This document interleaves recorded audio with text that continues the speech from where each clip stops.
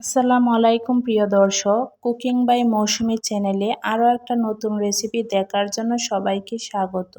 আটা দিয়ে কত সহজে বিস্কিট বানানো যায় সেই রেসিপিটি আজকে আপনাদেরকে করে দেখাবো। আশা করি রেসিপিটি আপনাদের কাছে ভালো লাগবে। যদি ভালো লাগে তাহলে চ্যানেলটি সাবস্ক্রাইব করতে ভুলবেন না। বিস্কিট বানানোর জন্য প্রথমে একটি বাটিতে 1.5 কাপ আটা নিয়েছি। এখন এর মধ্যে দিয়ে দেব 1/2 কাপ সুজি। এখানে সুজিটা ভেজে নেওয়ার কোনো প্রয়োজন নেই। এখন দিয়ে দেব 1/2 চা চামচ লবণ আর দিয়ে দেব রান্নার রেগুলার তেল। এখানে আমি 1/4 কাপ তেল নিয়েছি আর দিয়ে দেব 1 চামচ ঘি। এখানে ঘিটা দিলে বিস্কিটের ফ্লেভারটা অনেক সুন্দর আসে। আপনাদের হাতের কাছে যদি ঘি না থাকে তাহলে স্কিপ করতে পারেন। এখন সবগুলো উপকরণ ভালোভাবে ময়ান দিয়ে নেব। যখন এরকম মোটু করলে দলা পেকে যায় তখন বুঝবেন আটাটা ভালোভাবে ময়ান দেওয়া হয়ে গেছে। এখন এর মধ্যে দিয়ে দেব 1 কাপ চিনি।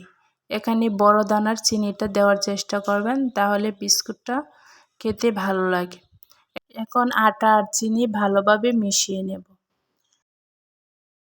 ভালোভাবে মেশানো হয়ে গেলে এখন এর মধ্যে দিয়ে দেব অল্প অল্প করে দুধ দিয়ে ডোটা তৈরি করে নেব। আপনারা চাইলে দুধের পরিবর্তে নর্মাল পানি দিয়েও ডোটা করে নিতে পারেন। তবে আমার কাছে মনে হয় দুধ দিয়ে ডোটা তৈরি করলে বিস্কিটটা খেতে অনেক ভালো লাগে। ডোটা রেডি হয়ে গেল। ডোটা বেশি মতে নেবেন না, যদি বেশি মতে নেন তাহলে চিনির গা থেকে পানি ছেড়ে দেবে। এখন আপনাদেরকে দেখিয়ে দিচ্ছি ডোটা বানানোর জন্য কতটুকু দুধ লেগেছে।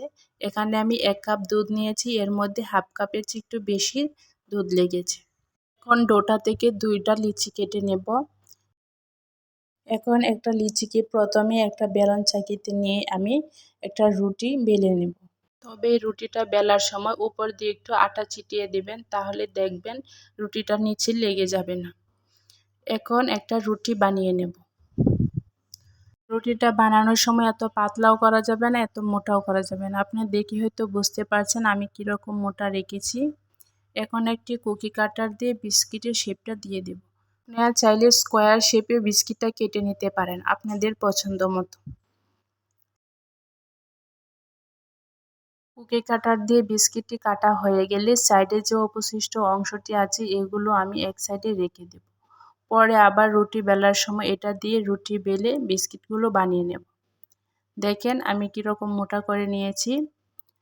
আপনারা চাইলে এভাবে বিস্কুটগুলো বানিয়ে নিতে পারেন, অথবা একটা চামচ দিয়ে এভাবে ডিজাইন করে নিতে পারেন। এখন আপনাদেরকে আরেকটা বিস্কিট ডিজাইন করে দেখিয়ে দিচ্ছি। দেখিয়ে হয়তো বুঝতে পারছেন কীভাবে ডিজাইনগুলো করে নিয়েছি। একইভাবে বাকি বিস্কুটগুলো বানিয়ে ডিজাইন করে নিয়েছি। এখন বিস্কিটগুলোকে ভেজে নেব। তার জন্য চুলায় একটি প্যান বসিয়ে এর মধ্যে পরিমাণ মতো তেল দিয়ে নিয়েছি। তেলটা যখন হালকা গরম হয়ে আসবে এ পর্যায়ে দিয়ে দেব বিস্কিটগুলো। তবে চুলার আঁচটা রাখতে হবে মিডিয়াম টু লো আছে। বিস্কিটগুলো হাই হিটে ভাজা যাবে না। যদি হাই হিটে ভাজেন তাহলে বিস্কিটগুলো উপর দিয়ে কালার চলে আসবে আর ভিতর দিয়ে কাঁচা থেকে যাবে। কিছুক্ষণ ভাজার পর যখন দেখবেন বিস্কুটগুলো এরকম তেলের উপরে বেশি এসেছে, এই পর্যায়ে বিস্কিটগুলোকে উল্টিয়ে দেব। এভাবে হালকা আঁচে বিস্কিটগুলোকে ভেজে নেব। এক পাশ ভাজা হয়ে গেলে অন্য পাশে এভাবে উল্টিয়ে পাল্টিয়ে ব্রাউন কালার করে ভেজে নেব। যখন এরকম ব্রাউন কালার চলে আসবে তখন চুলা থেকে নামিয়ে নেব। দেখেন বিস্কিটগুলো মাশাআল্লাহ কত সুন্দর হয়েছে, আর খেতেও জাস্ট অসাধারণ হয়েছে। বিকালের নাস্তাতে যদি এই বিস্কিটটি বানিয়ে দেন চায়ের সাথে তাহলে চা একদম জমে যাবে। আটা দিয়ে বাচ্চাদের সামনে যদি এভাবে বিস্কুটগুলো বানিয়ে দেন তাহলে ওরা বুঝতেই পারবে না যে বাসায় তৈরি বিস্কিট। এখন আপনাদেরকে একটা ভেঙে দেখিয়ে দিচ্ছি বিস্কিটগুলো কতটা মুচমুচে হয়েছে। রেসিপিটি আপনাদের কাছে কেমন লেগেছে কমেন্টে জানাতে ভুলবেন না, আর লাইক শেয়ার করে যাবেন।